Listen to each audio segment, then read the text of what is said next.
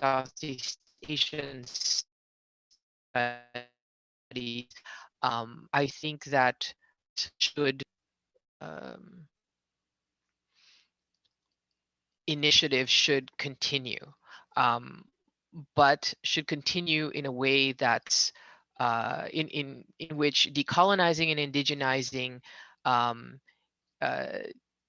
is pursued in a way that's not still embedded in coloniality. And what I mean by that is that, you know, well, as a Southeast Asian person who studies Southeast Asian studies, I've always cared about this particular issue, indigenizing, and then now what we call decolonizing. But it's really hard to do when the natives are very colonial in outlook and education. And I'm talking about myself here. You know, I've come from, like I said, a Western, very Western orientated academic formation and intellectual formation. And what I've come to realize just through you know, the different sort of places I've been, and just sort of my intellectual travels, if you will, is that a lot of this indigenizing, decolonizing stuff that's been going on in Southeast Asian studies is really more about reacting to Western scholarship and Western dominance in academic scholarship, rather than a true decolonization. So if this stuff is happening while still maintaining this decolonial context in which all of us are still operating in, and especially academic institutions, and you know, especially academic institutions in Southeast Asia, and their anxieties about, you know, comparing themselves to Western institutions, you know, it's not really going to happen. We're just painting ourselves into a corner. And so I think what should happen in Southeast Asian studies is to really be able to transcend this coloniality that we're still very much steeped in. And that, I think, for me, that would apply to everything, including thinking about indigeneity, and just thinking about Southeast Asia as a region, thinking about Southeast Asian history in a way that's detached from the detached from European colonization in the early modern period. Because right now, when we teach about Southeast Asian studies, it's like, okay, pre-colonial Southeast Asia, and then you have colonization. That's when the real history begins, right? I mean, that's still how we teach it, and all the textbooks, you know, talk about it. And it's really about centering colonization, even as we say that we are, you know, trying to decolonize and really appreciate Southeast Asia as a region in and of itself. We still really center the colonial period by even having this term or this idea about pre-colonial Southeast Asia. You know, I think that it will take a lot of work to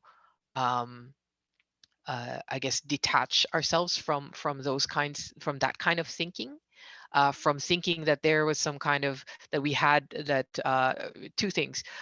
We have to kind of abandon the idea, which is easier said than done, that there was this pre-colonial Southeast Asia, and if only we had not been colonized, we might still be that way, or you know, a sort of very, very different way. That's really kind of bogus, considering the deeper history of Southeast Asia as pretty much a um, uh, to quote I guess misquote Peter Leip, both a highway and a crossroads in terms of global history. It's always been that way, you know, for thousands of years before European colonization. So there's that. But then also we have to detach ourselves from the idea that nothing really that important happened before colonization. And then by important, I mean things that have consequences for today.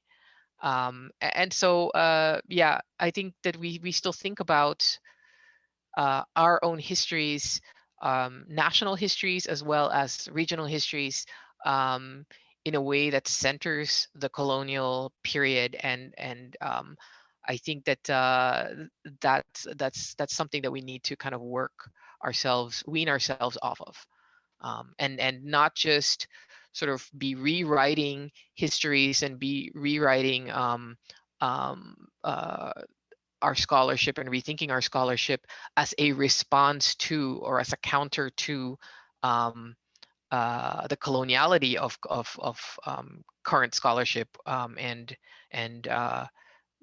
for lack of a better word, the whiteness of current scholarship, and I include myself in that. You know, um, uh, so we've got to find a way to do it that's so that it's not just a reaction, to what's already there, but really kind of just sort of rethinking the whole thing, or even our whole idea of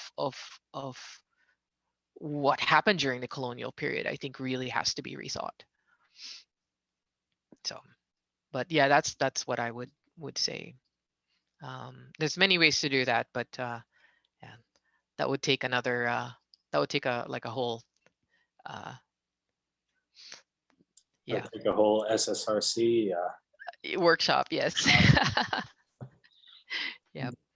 Thank you so much for your responses to these questions. They've been really, I hope it made sense. Yeah. really thought-provoking, and have opened up a number of lines of flight that we can pursue in the Q&A. But what I'd like to do now is just open it up to anybody. But if you could, please go down to reactions and raise your hand. And that way there can be an order to the questions, and then I'll just call on you, and then you can unmute yourself and ask away.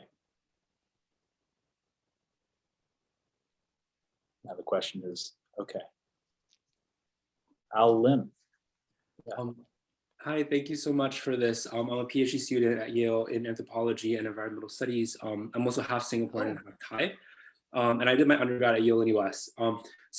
It's a weird position. And I went to the UK for a master's. So it's like experiencing like Southeast Asia Center in the UK here at Yale and back in Singapore is super, super weird and interesting. So I resonate a lot with like your comments at the start is like, what is going on? I started the Southeast Asia Society there and almost kind of stopped until this year when I got like one of the juniors to like re-up it again. And it's interesting because in US, it's a faculty at Yale and US is not. And so it's purely based out of interest. So what do you do then? Yeah. So it's super interesting. At East Asia, they never have to justify themselves, right? So anyway, so lots, it's super, super thought provoking. And I have two questions. One is about history. So you were just talking about history, and this is too big a question to answer, but I'm wondering what theory of history might we start grappling with. And for example, Geertz provided this kind of Nagara, and he talks about ethnographic history, right? This idea about periodization, and Muiz is smiling because he's a historian and working with Nagara, but this kind of hermeneutics, and the critique of that being ahistorical and kind of like focusing too much on culture without power, without material base. And so I'm just thinking like with that, I was trying to this week think through that. If you think about, for example, Sally Falk-Moore's work and the processual kind of history, what are productive combinations to allow for example, I'm coming from anthropology, but what kind of historical theories should we start thinking with? It's too big a question to answer, especially, but I'm just wondering like, where do we even begin? And the second is on portability, because I've been having a lot of trouble just speaking to indigenous studies folks here. I just don't understand, and it starts and ends in the US, and I'm like, oh, the Karen, the Hmong, like what is portable? And I mean like lots of stuff for example, Audra Simpson's work and interruptions and ethnographic refusal is super fascinating. But what advice might you have to start engaging or translating indigeneity or concepts between Southeast Asia and here? And that's something I'm struggling with a lot. Yeah. Well, okay. I'll tackle the second question first. There's a growing body of work on indigeneity in Southeast Asia by Southeast Asianists, and we're hoping, this is from a conference in KL from 2019, that we're still kind of trying to pop out the publications on it. But we had a conference um, about indigeneity in Southeast Asia, uh, a workshop, sorry, that was limited to Southeast Asians, uh, Southeast Asian anthropologists that study uh, Southeast Asia. And that was a really, really interesting experience. We thought that because we were, all basically very sort of Western orientated like me, that it wouldn't make that much of a difference. But it ended up being really, really remarkable in that we were able to have a lot of very kind of radically different conversations than we've had with our other colleagues who are not from Southeast Asia, or didn't grow up in Southeast Asia. Yeah, so anyway, so there's a growing body of work of Southeast Asianists working on indigeneity in Southeast Asia, and we're all so far working on it from the ground up and trying to connect with and trying to harmonize to a certain extent, to harmonize in a productive way with the indigenous scholarship or scholarship on indigeneity coming from the West. And so that's like where we're coming from. And so I think, start there, because for me, I think that the regional context matters and the local context really, really matters so much. You can master all the indigenous studies stuff from the Americas and be so, you can be a complete genius at that, and really master it and run circles around everybody else in terms of theory coming from that side. But if you have no understanding about what's actually going on the ground, you're going to sound really, I mean, you might sound smart to scholars in the West who know nothing about Southeast Asia, but you're going to sound like a fool to people who work on Southeast Asia, even people who don't work on indigenous peoples. So yeah, so I think that's really in terms of direction, but portability, I think they are portable.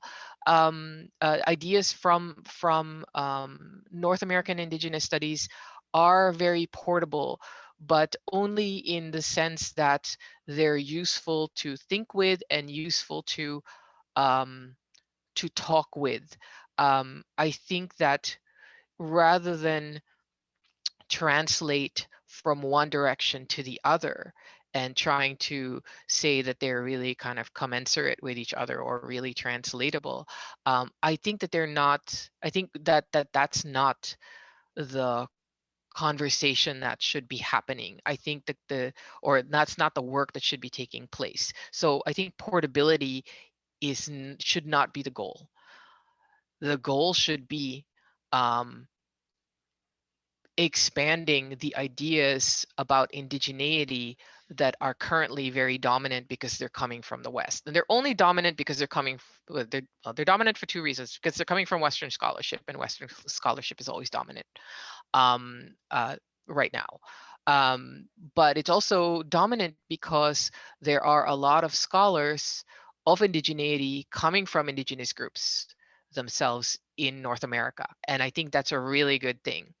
And I think ultimately we'll have what I see as what I would consider success is when we finally have a really good critical mass of uh, similar types of scholars from Southeast Asia, from indigenous groups who can, I guess, compete and converse at a high level, connecting with those indigenous scholars and having the conversations about indigeneity amongst themselves. And really, so not about translating or porting these ideas from North America to here, I mean to here, I'm in LA, but to Southeast Asia, yeah, the confines of my apartment are, it's like an embassy. It's technically Southeast Asia. But really just sort of maybe blowing up those ideas and rebuilding them so that theories of indigeneity and the indigenous experience become truly universal, or approach universality a lot better than they do now. Because right now they really are not. They don't map on at all.